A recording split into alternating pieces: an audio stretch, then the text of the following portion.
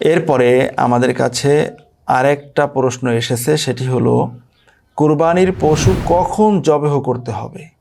কোরবানি করব আমি, কিন্তু কখন জবেহ করব? উত্তর হচ্ছে কোরবানির পশু জবেহ করবে ঈদের নামাজের পরে। ঈদের নামাজ আদায় হয়ে যাবে, ঈদের নামাজ আদায় করার পরে কোরবানির পশু জবেহ করবে।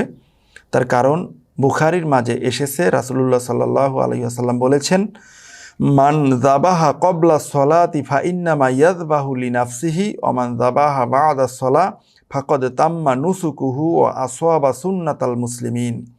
রাসূলুল্লাহ সাল্লাল্লাহু আলাইহি ওয়াসাল্লাম বলেছেন, যেই উম্মত আমার ঈদের নামাজের পূর্বে কোরবানি করলো, সে শুধুমাত্র গোশত খাওয়ার জন্যই কোরবানি করলো।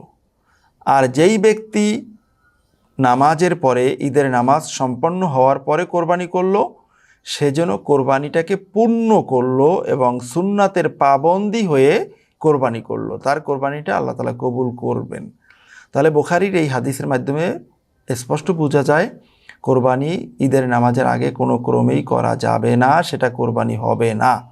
নামাজ শেষ, এরপরে কোরবানি করবে। এবং এই নামাজ শেষ হওয়ার পরে এই সময়টাই মূলত কোরবানি করার শুরু সময়, সূচনা সময়।